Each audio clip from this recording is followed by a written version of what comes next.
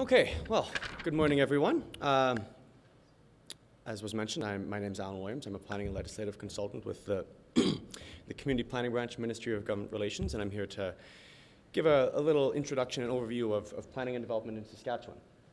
I'll go over just an overview of planning, provide some information on the legislation and the framework that planning operates in, planning bylaws, the importance of planning bylaws, what they can accomplish, as well as the municipality's role in development and the ministry's role in development, and hopefully have some time to answer any questions that you might have. So before I really get too far, how many of you are in communities that have planning bylaws? When I say planning bylaws, I mean, actually I'll start off with an official community plan or basic planning statement, just by a show of hands. And what about a zoning bylaw? A few more maybe? Okay, so purpose of planning. Why plan? It's a common question we get. Modern planning began in the late 1800s as a tool to resolve public health issues. So whether this was open sewers, garbage, sources of disease, haphazard buildings that were prone to fire and overcrowding, planning solved these problems. It addressed these conflict of land uses. It accomplished goals by burying the sewers and resulting in cleaner streets and building standards that improve fire safety and accomplish a lot of very tangible outcomes. Today, obviously, planning, we're not in the same kind of context, but it's still relevant. Planning keeps development off hazard lands, such as floodplains and unstable slopes. It protects critical environments. Obviously, a lot of you have an interest in that. Welcomes investment to the community by outlining what exactly it is a developer needs to comply with in order to grow and develop, invest in your municipality. It ensures transparency and public input into local decision making and reduces conflicts between neighbors. The planning framework starts with the Planning and Development Act, 2007. Yes, sorry. A little louder? Sure, yeah. Yeah, it's actually just for visual effect, I think. Oh, is it? I think Okay. so. It'll make you feel louder. Okay, I was going to say I didn't hear anything from there, but I'm a little bit hard of hearing, so I sometimes struggle hearing my own voice. So I can amp it up a little bit. So as I mentioned, planning and development in Saskatchewan is the overview. The legislation that governs that is the Planning and Development Act 2007, or what I'll refer to as the PDA. I need to be careful, as a planner, getting too much into alphabet soup with all the different acronyms. But the PDA establishes the Planning and Land Use Authority in the province. It sets out the requirement for subdivision approvals. So basic standards such as every site created has to have legal and physical access from a street, provisions surrounding the dedication of municipal reserve. If you've gone through the subdivision process, some of these terms will be familiar. Establishes the framework for municipality to manage their infrastructure, so that can be through the provision of a servicing agreement, which again would also be entered into at the time of subdivision. And also, very importantly, it authorizes municipalities to prepare planning bylaws, so official community plans and zoning bylaws, and regional plans as well. We have the Statements of Provincial Interest Regulations, or the SPI. So these are 14 principles that establish, basically declare a number of areas that the province has an interest in protecting or ensuring. They denote specific guidelines or regulations regarding provincial priorities, so whether it's hazard lands, biodiversity, regional cooperation. Some examples, the next slide I'll show lists the 14 there. The SPI affect all planning documents and decisions. So whether you're a municipality, you're a planning district, you're the province, every planning decision needs to comply with the SPI, and they ensure provincial objectives are integrated into municipal planning policies and procedures. So those 14 areas of provincial interest are agriculture and value-added agribusiness, biodiversity and natural ecosystems, First Nations and Métis engagement, heritage and culture, intermunicipal cooperation, mineral resource exploration and development, public safety, public works, recreation and tourism, residential development, sand and gravel, shoreline and water bodies, source water protection, and transportation. So, what are official community plans and zoning bylaws?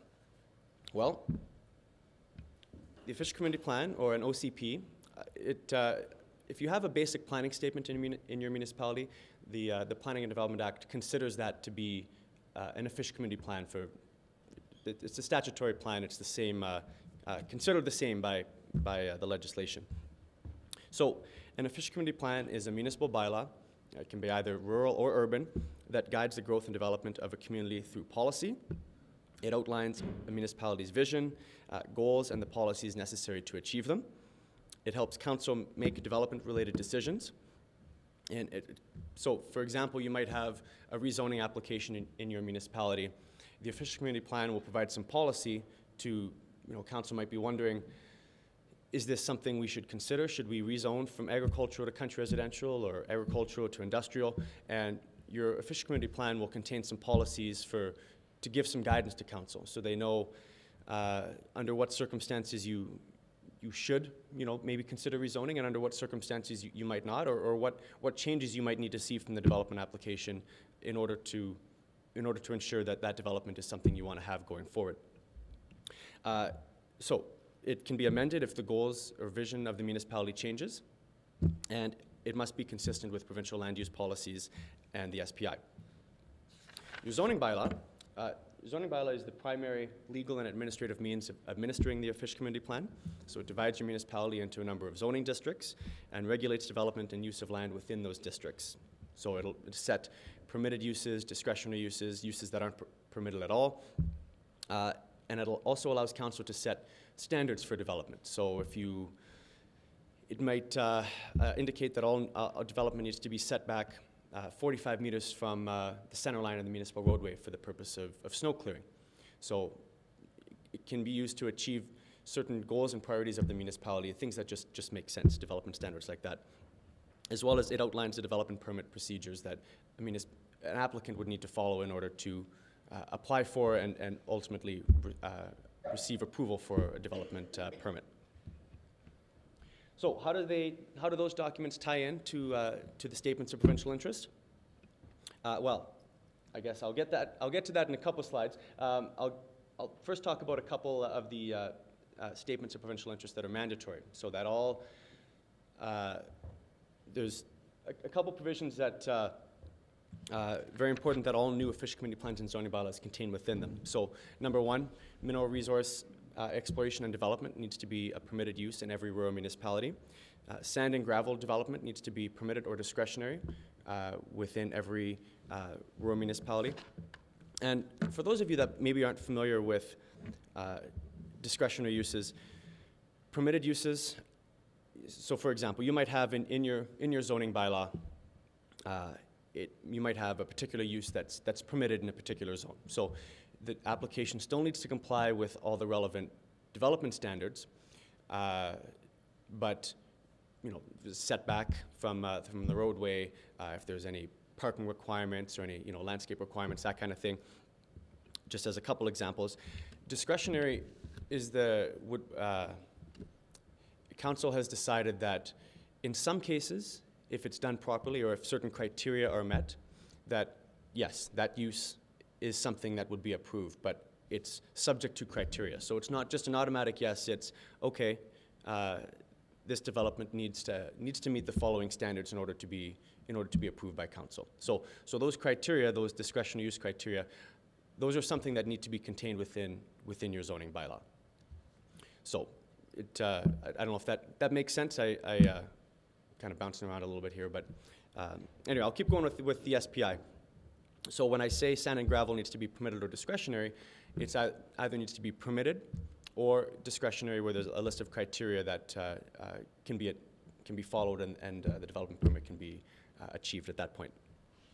The final mandatory provision of the statements of provincial interest is that all new development is restricted from locating in the floodway of the 1 in 500 year flood elevation, and development in the flood fringe can be permitted if it's flood-proofed to an elevation 0.5 meters above the 1 in 500 year flood elevation. So on this map here, the dark blue indicates the floodway, where new development is restricted, and the pink or the purple there indicates that's the flood fringe, where development would need to be flood-proofed during construction. So some of you may be wondering, my community doesn't have an OCP and our zoning bylaw is very outdated. Do the SPI still apply to us? Well, very simple answer is yes. The bylaw, in this case, the zoning bylaw in this situation, remains in effect, except for portions that are inconsistent with the Planning and Development Act or the SPI. So if your zoning map permits residential development or permits development within the floodway, regardless of what it says, the SPI override that. Excuse me. So it's that portion of your zoning bylaw would be inconsistent and therefore overridden by the SPI. You as a municipality should consider amendments to your planning bylaws as soon as possible to bring them into conformity. And all planning decisions are still required to conform with, just as a reminder, all planning decisions are still required to conform with the SPI. So whether that's bylaw amendments, adopting new planning bylaws, development permit application, issuance of a development permit, or the approval of a subdivision, everything needs to, all planning decisions need to comply with the SPI. A couple of unfortunate examples of what not complying with the SPI might look like. We have here, development on hazard lands, unstable slopes. This could be a very unfortunate result of that, as well as flooding. So certainly that's what we're trying to avoid by applying the SPI. So how does a municipality incorporate the SPI into their bylaws? Well, through the preparation process, and the professional planner has a responsibility to lead discussion on a wide range of issues. And all new official committee plans need to be prepared in consultation with a registered professional planner. So whether that's that planner is employed by the municipality or whether it's a private consultant, before the ministry can approve the new planning bylaws, they need to be prepared in consultation with a professional planner. So that planner will work with the community to identify the issues and goals for that municipality, for that region, and then craft policies that meet the SPI to achieve those goals and to realize that vision. Every community is different, so the policy solutions in your municipality can differ as well. The SPI are an objective-based regulation. Apart from the couple mandatory provisions, how a municipality achieves compliance with the SPI, it can vary. So I have a couple of examples of how, in the next slide here, of what achieving this statement of provincial interest on source water protection might look like from a policy perspective. And I know Dana, when in her presentation, we'll go through some examples as well. So it's important to remember that the planner and the municipality are both wanting the same thing. It's just a matter of coming to a solution to reach that best outcome for the community. So source water protection, I mentioned that was one of the statements of provincial interest. It includes information for the municipality. So what does the municipality need to know regarding source water protection? Well, it should know location of known water sources, potential development areas where source water contamination could occur, mitigation options, things like that. And these are all things that if you're going through the plan adoption process, your professional planner will be responsible for leading you through this discussion and getting, helping to find and get this information. So the statement of provincial interest on source water, the province has an interest. This is short, so I won't be reading from this for too long. The province has an interest in the protection of water sources that provide safe drinking water. To assist in meeting the province's interest in source water protection, planning documents and decisions shall, insofar as practical, ensure that water quality for human consumption, or hygienic use is not compromised by new development, consider the effects of new development on water quality, and confirm before approval that there is an established or proven supply of water capable of servicing the needs of a proposed development. So nothing too controversial within there. So how a municipality might achieve that. So again, the objectives in your fish committee plan, typically you'll have an objective section for how to achieve objectives of whether it's source water protection or environmental policies. So some sample objectives that I took from some bylaws within our office. To improve, restore, or maintain the water quality of the lakes in the municipality or the region. Another one, to restrict development which may negatively impact source water. So what are some of the policies that could be used to achieve those objectives? Sorry, Alan, there's a question. I'm sorry, yeah, sorry. Define source water.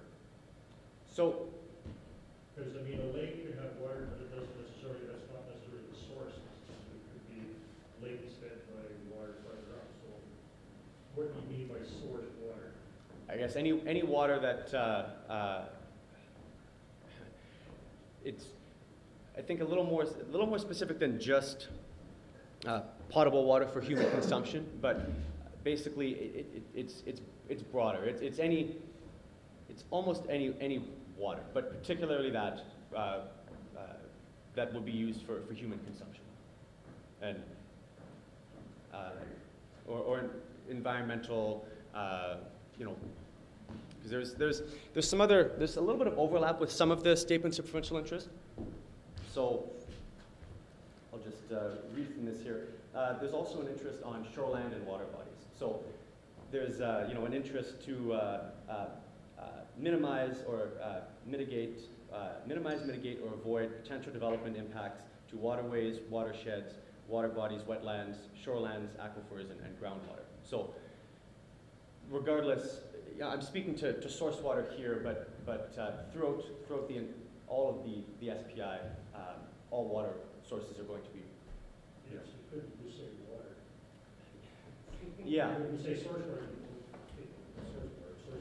But if you just said water, then it would be A little less ambiguous, maybe, right? Yeah. okay. Thanks. Yeah, no, that's. Kevin Winger is going to be here from WSA, and he may be able to provide or expound on some of the water issues or water questions that you guys may have. So, in case the questions for me, I can be more discussion.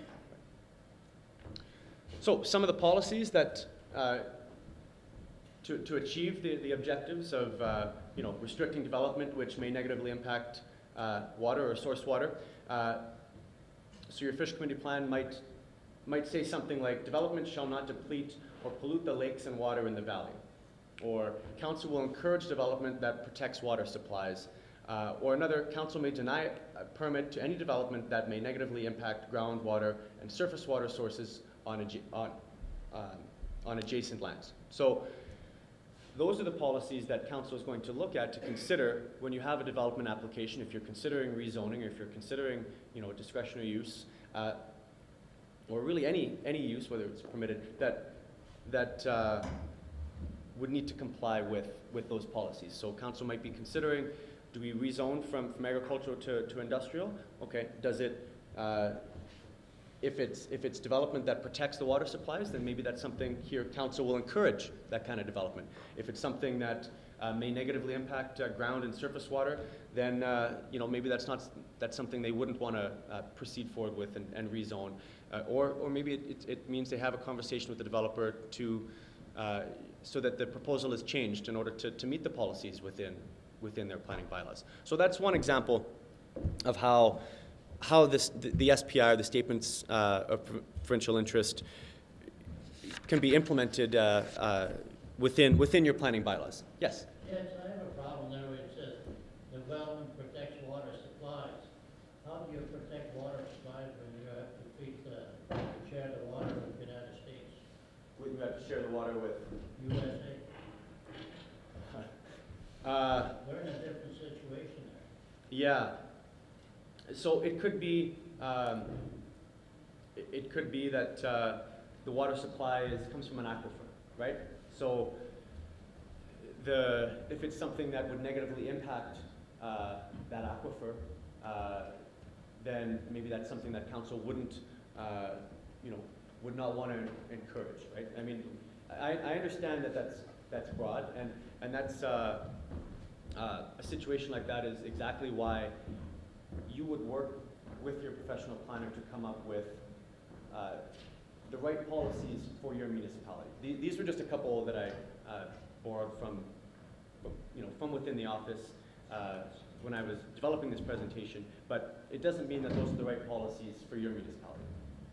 Well, anything along the US border here, they all have to share water with USA. Right, but it might be that when you're considering new development applications, that some guidance to council if they're considering if this is something they want to proceed with or allow within their municipality, that you just want to ensure that it complies with all the policies within your plan. So understanding that there's still other factors at play. It's not the only thing that the municipality needs to consider, but it's one of the things that would factor into the decision.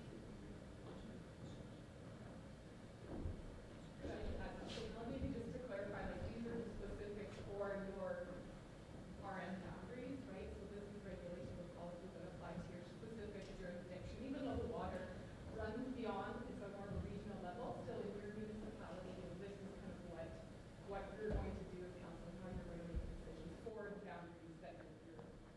Regardless, yeah, exactly, yeah, and regardless of what's done outside your municipal boundaries, this is what development within your boundaries needs to comply with. So the SPI Planning Handbook, as I mentioned, it's a tool to assist municipalities, developers, and planners. It gives advice on implementing the statements of provincial interest, and it's regularly reviewed. I think we're scheduled to give it an update and update some of the information within it within the next year, 18 months or so. So I mentioned a little bit earlier the process for adopting new planning bylaws. Our role as the Ministry of Government Relations is we approve all new official community plans and zoning bylaws. I have a couple slides later on. I probably should have moved them a little bit, moved them forward. But from time to time, some municipalities go through challenges with,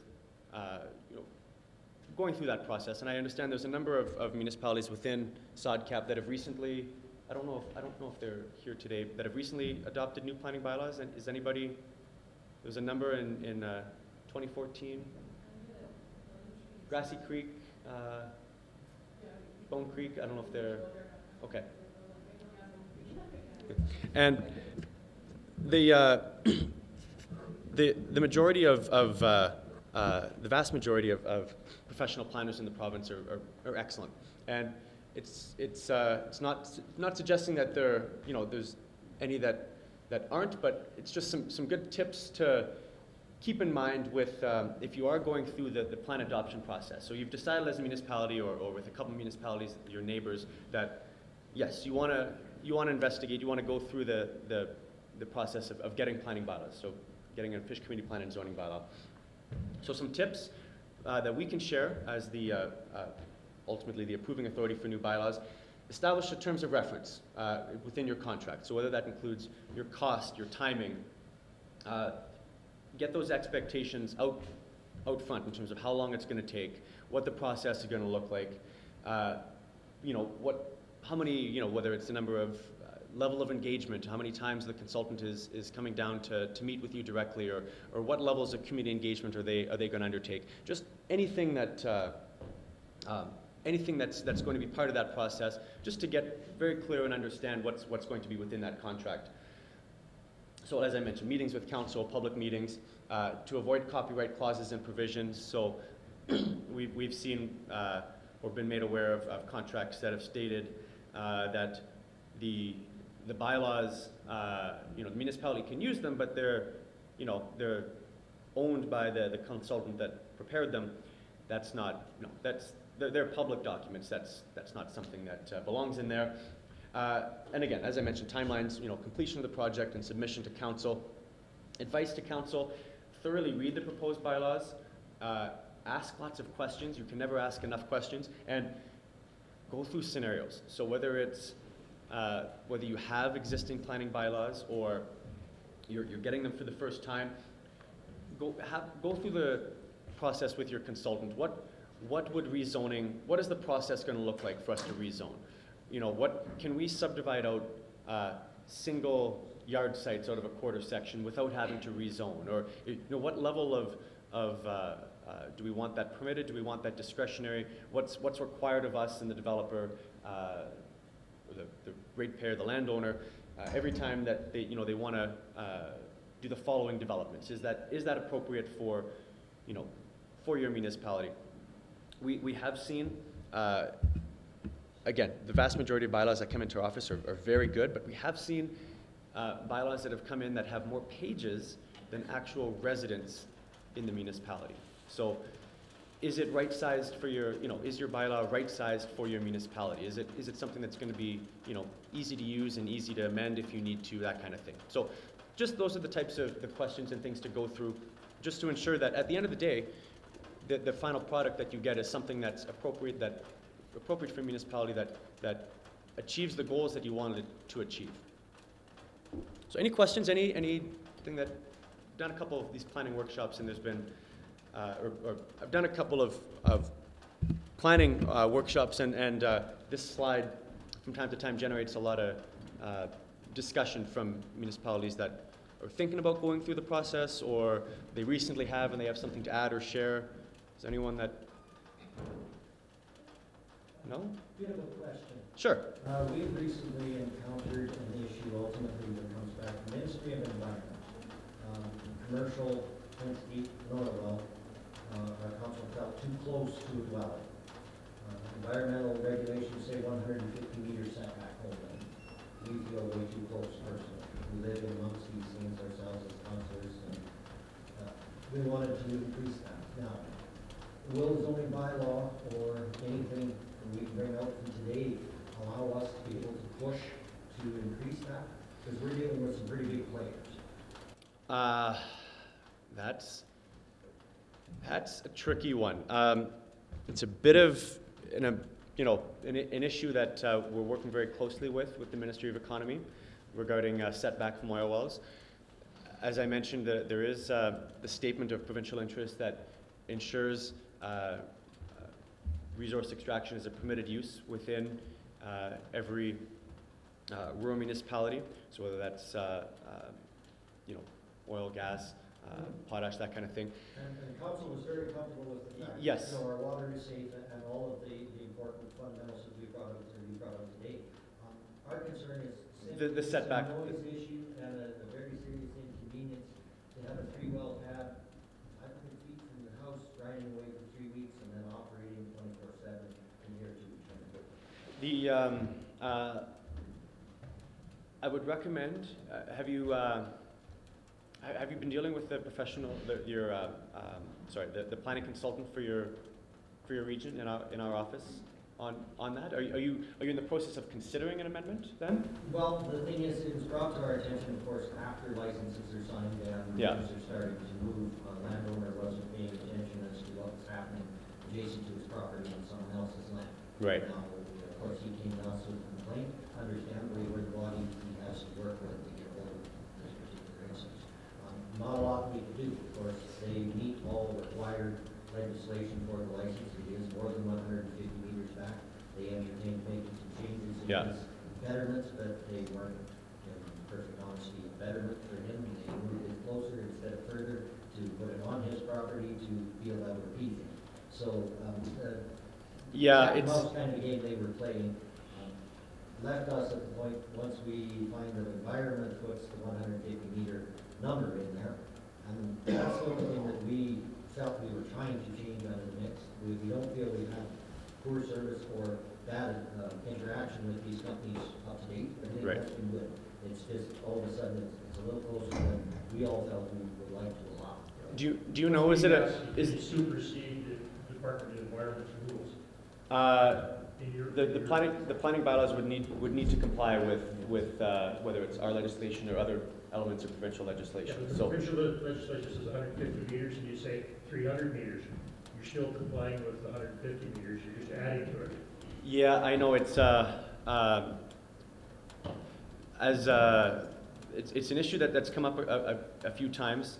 I guess in this particular case, do you know, is it an oil well, or is it a closed system, or is there the battery on like is it? No, it's just an oil well. Just an oil well? Okay. So I know in some situations where there's the battery on site, the standard within Ministry of Economy's regulations, I think, is 500 meters in some cases. So there is that that ability for setbacks there. Otherwise, it's a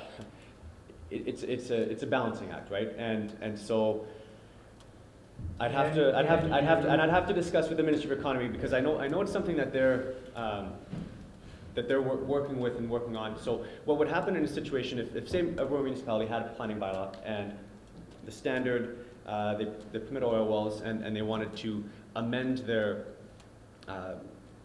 bylaws for a greater to put for separation distance of 250 or 300 or whatever.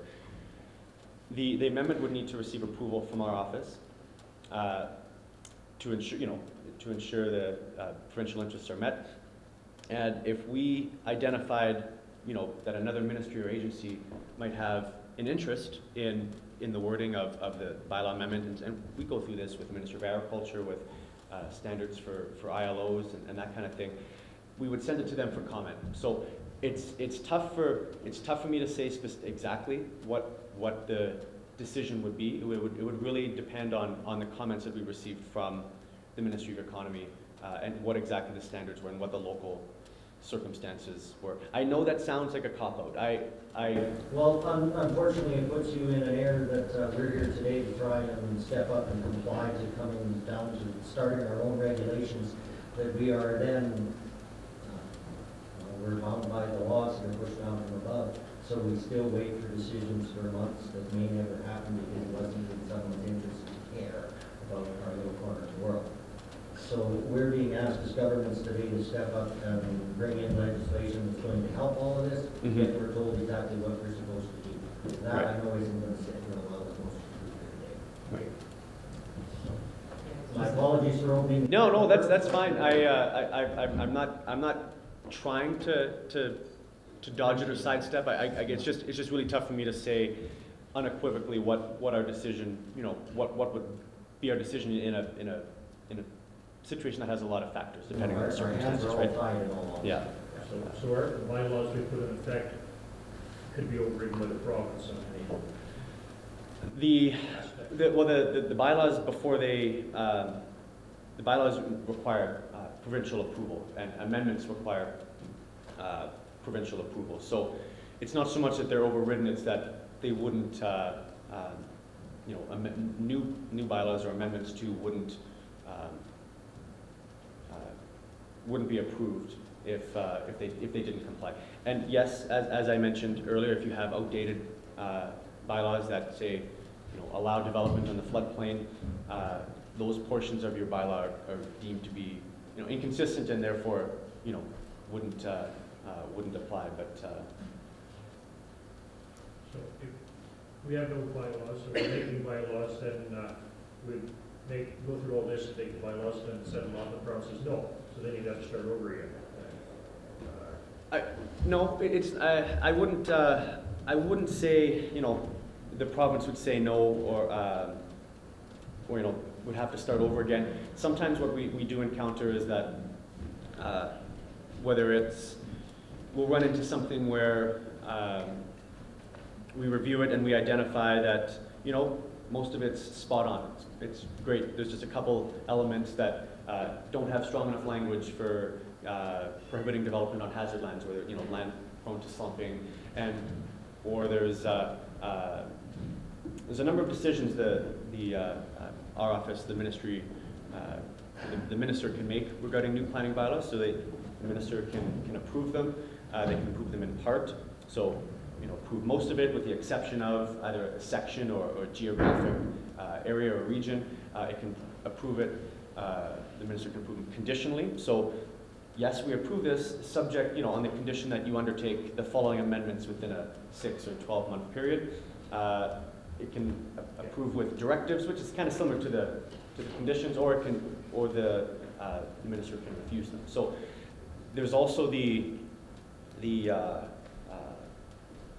I have a different slide in. Well, I pretty much described it there. Take your floodplain thing where it said you had to have a half a meter berm above the 500 floodplain. What if your bylaw said you had to have a 2-meter one, and then would the government say no? We say a half. That's kind of all it can be. In that particular case, I think that would be that'd be more than okay. So I know. Oil well, yes. And it's the same story. The provincial government says 150 meters. We say, oh no, we want 300 meters. So then the government say, oh, it's okay, you build a berm higher. No, you can't make the oil well further away. So you got the real consistency there. Yeah, I understand what you're saying. I guess the difference is that the government has no interest in allowing development in the floodplain whatsoever, and an interest in allowing resource exploration and development. So in that case, it's a matter of balancing the interests. It's not disallowing the resource development. It's just telling it going further away. Right, and I believe me, I understand, but it depends on the circumstances, So sometimes your bylaws might say okay, and other times they might say you don't really know until you test it.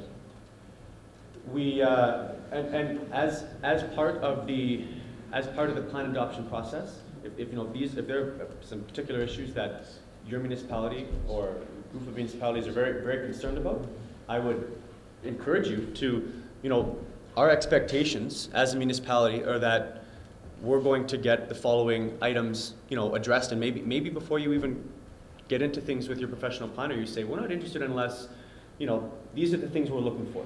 And right at the onset, the planner can go and do some work to determine what standards, whether it's they consult with the Ministry of Economy or they consult with Water Security Agency, that kind of thing, to figure out what the standards are. In a lot of cases, the planners, planners know the standards, for flooding, 1 in 500. For oil wells, I know that the Ministry of Economy, they recently changed it. It used to be 100 meters. I think it's 125 now, actually just within the last couple of years. So some of those standards have undergone some recent changes. So be incumbent upon the planner to do that work and to. So this is not a task you can do without a professional planner. You can't adopt new planning bylaws. If you have existing planning bylaws, you can undertake amendments to your fish community plan without the services of a professional planner. But you can also contact, if you're considering amendments, you can also contact our office and get some guidance from our office regarding, if you're saying, okay, council wants to do the following, before we advertise, before we have the public meetings, what's your feedback on that? And depending on what it is exactly, we'll be able to provide you some guidance and some feedback on that. May I interject a question here? Yeah. With regard to what changes can be made to legislation through an OCP versus which can't. If I understood the situation that you presented, it sounded like the development had gone forward without as much community input or as much even neighbor input as you would have hoped. Well, I have to be honest, when we've had seasons where we signed 600 permits for exploration, one drawing a little bit of attention is fairly rare, to be honest. We've got a lot to cover when exploration is going up the line, as we have, of course. And this particular one just involves a yard site that was right in the middle of it. The gentleman is involved in oil himself, so he understands the logistics of what surrounding by all means. It's kind of unfortunate that it's a fairly busy well site, because these horizontal wells, they generate an incredible amount of traffic and an incredible amount of noise for a length of time, and then they are still very busy after the fact. So I guess my question is, would it be possible for, and perhaps it would just create a bunch more work, shut me down there, but is it possible for a community plan to involve a statement that says there needs to be a certain minimum number of consensus, people giving consensus to an oil well development, maybe just nearest neighbors and the person on whose land it is, so that you get a little bit of benefit before that kind of thing can go through? You can have a policy that if you had a discretionary use, you could have a criteria for discretionary use approval that council considers the compatibility with adjacent land uses. But council council is elected to, they have the authority to make, those land use decisions, and they have to make them in accordance with the bylaws. That can't be shifted to the ratepayers to. If the ratepayers, the process in that situation would be if the ratepayers didn't agree with a particular direction of council or the policies within the planning bylaws, then the ratepayers would elect a new council that executed, the vision of those ratepayers, and go through the process to, amend the planning bylaws accordingly. Yes, understanding there's still some provincial standards that would need to be maintained and ensured, but that would be the process. I'm just wondering if the decisions came to anybody beside the landowner. That's not to say there can't be strong policies for public input and public consultation to improve a development, but you can't defer or delegate the authority from council to. And when you say council, you mean the RM council? Pardon me? When you say council, you mean the council members in the municipality? In the municipality, yes. Yeah.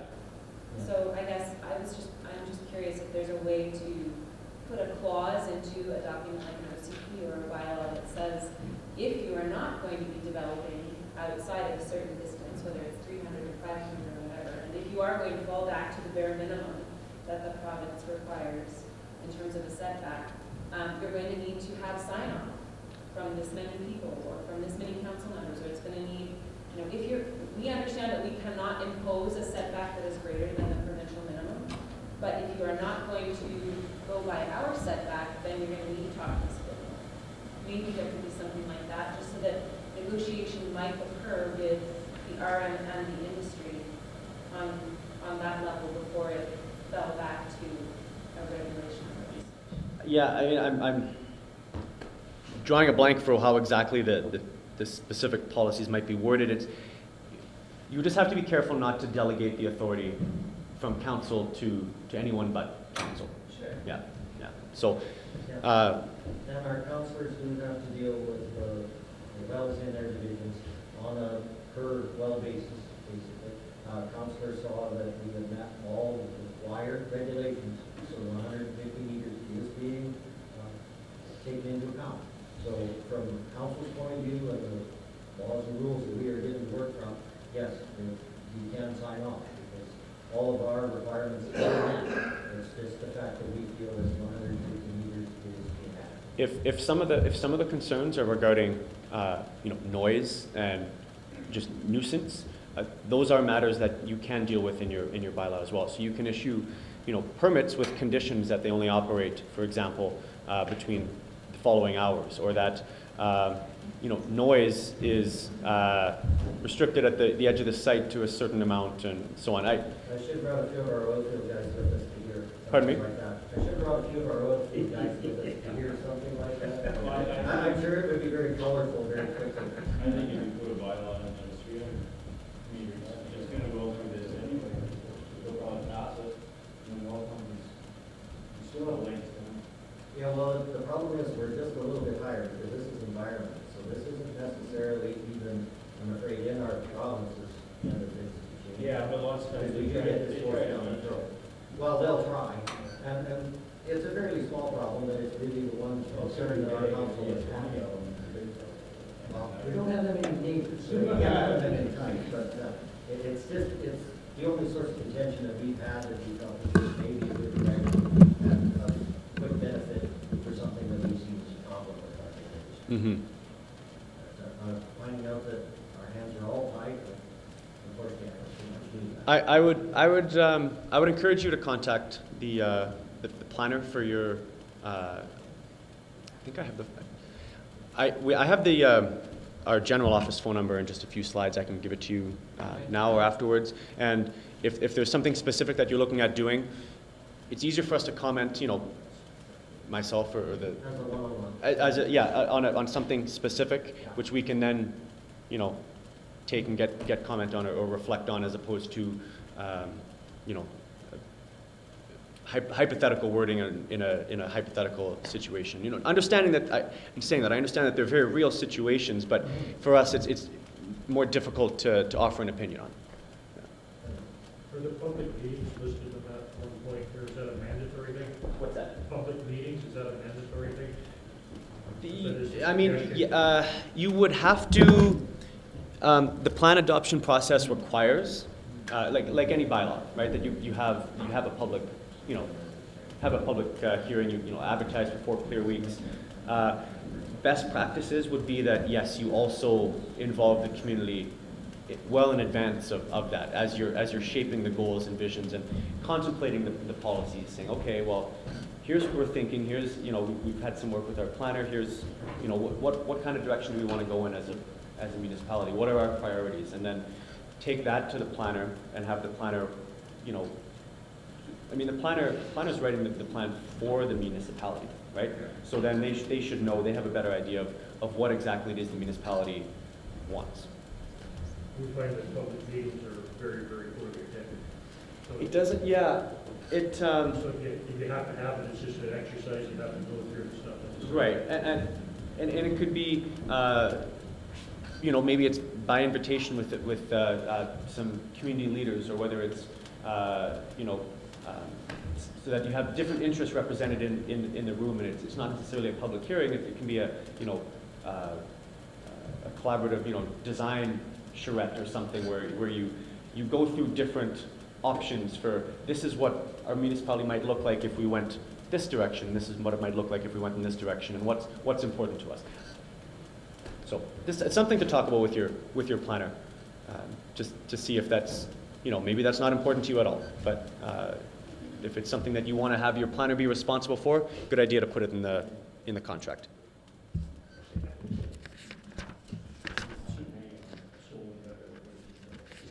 So I'll just I'll quickly go over. I make up a little bit of ground here. Development permits, legal documents, municipalities' responsibility to issue. They must conform with the SPI, your fish committee plan if you have one, and your zoning bylaw. Municipality must be consistent in the issuance and refusals. Can't make exceptions. If you are in a position where you have to refuse a development permit, in some cases, the landowner has the opportunity to, oftentimes has the opportunity to appeal. So that's the recourse available, to the ratepayer if their development doesn't comply with the development standards. So maybe it's development, 45 meters from the center line of the roadway. They have special circumstances. They can only do 30 or 20 or whatever. You would have to issue the refusal, and they would have to go through the appeal process. And that's the remedy in place to deal with those special kind of circumstances. Subdivision, again, just a definition, a division of land that will result in the creation of a surface parcel or the rearrangement of the boundaries or limits of a surface parcel. And our office is the subdivision approving authority for 769 of the province's 779 municipalities. So there's 10 cities that have been designated as their own subdivision approving authorities. Let's see.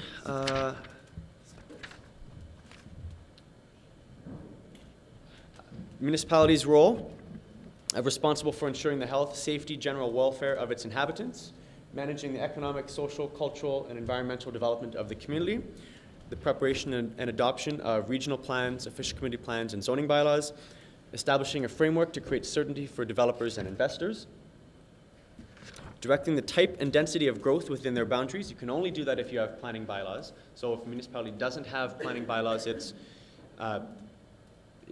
given up the right to effectively manage development. Be used to minimize potential land use conflicts, to manage municipal infrastructure and servicing assets. So whether it's planning bylaws should be developed in a way that considers the infrastructure that a municipality has, whether it's road standards, the state of the capacity of water infrastructure, sewage treatment plants, that kind of thing. Maybe you want to, if you do want to allow a certain amount of country residential or industrial or commercial development, it probably makes sense to cluster that along roadways that are already built to a standard to accommodate increased vehicle trips, that kind of thing. Ensuring transparency and public input, so the ratepayers know exactly what decisions, have an idea of where things are going. Municipality is responsible to inform residents of council intentions, and finally, in enforcing their planning bylaws. What tools are there for enforcement? Pardon me, what tools? What tools are there for enforcement? So the municipality can issue an enforcement order under Section 242 of the Planning and Development Act. So there is a process that you issue the enforcement order. The individual does have the right to appeal. If it goes through appeal and the enforcement order is upheld, then the municipality can either register that enforcement order on the title, or they can,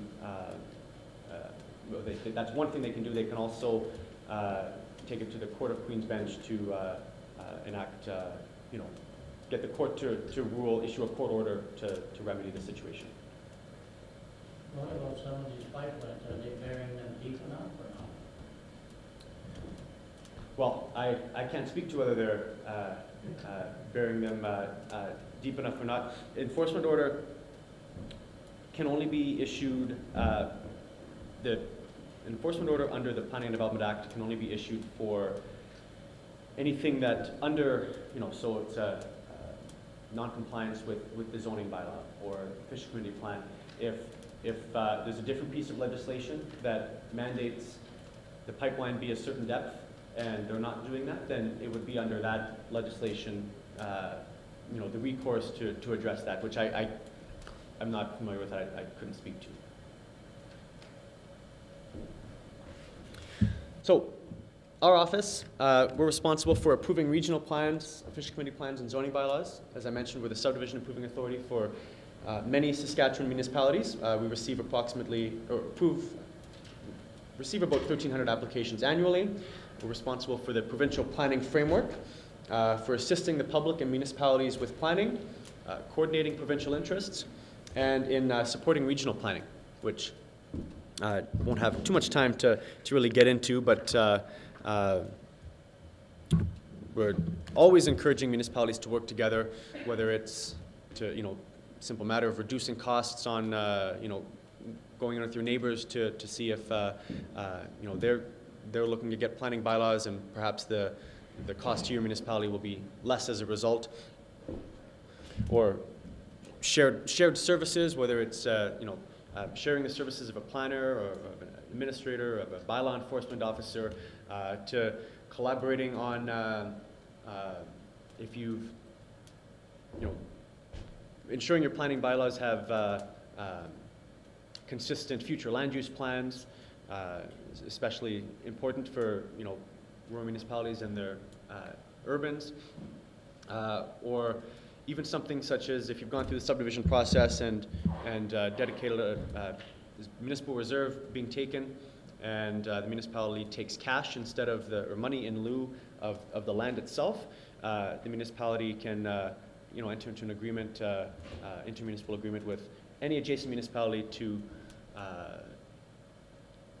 give the money to, from municipality A to municipality B for the purpose of upgrading recreation facilities in municipality B, if that's where the ratepayers are using, using the recreational services. So regional planning is more than just land use planning. It's the point I'm trying to make, long-winded.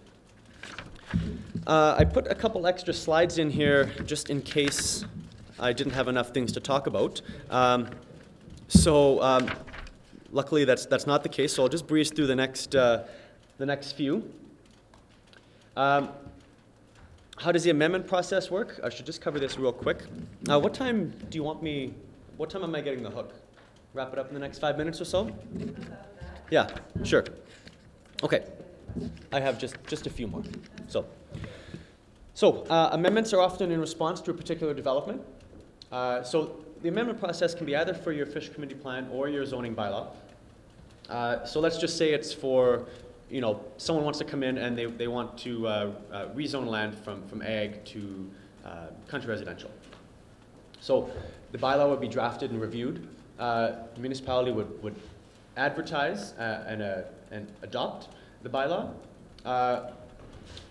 Our office would receive the bylaw and review it for compliance with the statements of provincial interest. Ensure that it was adopted, with enough public notice, that kind of thing, and that it complies with the official community plan, if applicable, if it's a zoning bylaw. So, at a municipal level, that's how it works from a very high level from our perspective. From a municipal level, before you even get to the amendment process, you would consider the policies within your OCP to see if that's something that you want to go forward with, if it complies with that.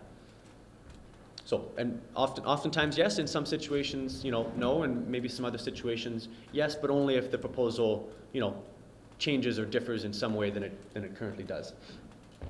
Of note, the municipality can charge fees for the application, review, advertising, and issuance for bylaw amendments, as well as development permits, discretionary uses, and minor variances. So one of the questions we get are, okay, planning sounds like a great idea, but how do we pay for it? Doesn't it sound like a lot of extra work and so on? You can charge those fees, can be no greater than the fees it costs you to review the application, to advertise, to issue the development permit, that kind of thing.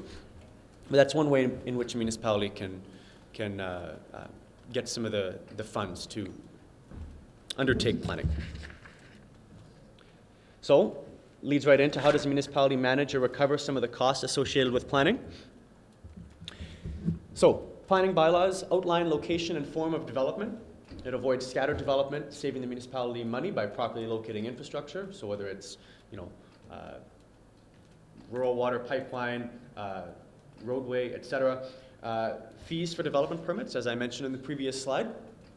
If you have a building bylaw, building permit fees can cover your building inspector costs. So whether that's $5 or $2 or whatever per $1,000 of construction value.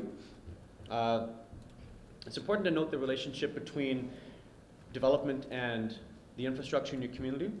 So if you're considering a new development application and it's going to have, your lagoon has capacity now, but you're wanting to make sure that it has capacity well into the future as well, maybe it's something you enter into a servicing agreement for to ensure that the developer contributes to the future upgrade and expansion of that lagoon, so that when the lagoon reaches capacity, you have the funds necessary to expand it so that you can continue to develop. If that's something the municipality wants to do.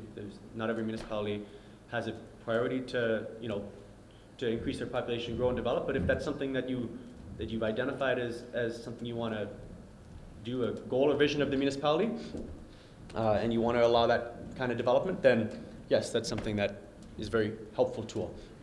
As I mentioned before, municipalities can work regionally to reduce costs, and I prefer to think of planning bylaws as an investment in the community, in that we sometimes run into problems where, or we see municipalities run into problems after they realize they don't have the proper tools available to them to manage a particular development or form of development. So, wind energy systems, for example, we don't have any standards for where these are located because we don't have any zoning, or our bylaws don't deal with this issue, that kind of thing. Sometimes in those pressure situations that they, municipality might realize that planning bylaws, some of the benefits that they might have. So, final slide. Get almost at the end. Planning bylaws and decisions should be designed with the entire community in mind and by the community. Council has a responsibility to all of its ratepayers. That goes without saying. I think municipalities have a incredibly important and sometimes difficult task, and they, council knows that, and council acts responsibly. Municipality is bound by its bylaws. If council doesn't like them, amendments are always an option. Encouragement to think regionally. Many issues transcend municipal boundaries, and cooperation is key. Obviously, everyone in the room here today kind of reflects that, and we're here to help. So definitely, you can contact our office if you have questions regarding planning bylaws, what's permitted by the legislation. If you have particular amendments that you're considering or wanting to undertake, and you want to get some reflection on that, we can certainly provide you some guidance on that, and what what the standards in that particular situation, provide some feedback on that. So, any questions that didn't already come up? Yes. Can we get a printed copy of your presentation? I don't have printed copies, but There will be proceeds that are published and accessible through the website that will include PDF documents for every one of the presentations that we're making today.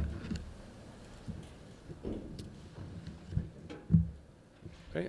I guess final thing. I keep saying I'm done, and then I keep changing my mind. Our office does provide a number of training workshops, as well as other ones offered. We provide a full day Planning 101 training workshop, which focuses afternoon on regional planning. We provide a full day Development Appeals Board training workshop. And we're currently in the middle of developing a 4-module education strategy that allows us to explore some planning issues over 4 different days, not consecutive, over a set period of time. And there's training available through SARM and SUMA, and the Municipal Leadership Development Program has a number of very good and useful workshops, including one on community planning and land use. And encourage you also to contact the MCDP, the Municipal Capacity Development Program. I think their website is just mcdp.ca. They have a number of templates for intermunicipal agreements and that kind of thing, that if you're wanting to enter into, emergency services or fire protective services agreement, or development agreement for recreation services or anything like that. A lot of really good templates on their website, as well as good information on the Government of Saskatchewan website if you're looking for some more information on planning. So I'm actually done now, unless anyone has any questions. I will be here for most of the day, so I did bring a number of cards. If you have any questions, you want to come find me during one of the breaks or something, I would encourage you to do so. And thank you very much.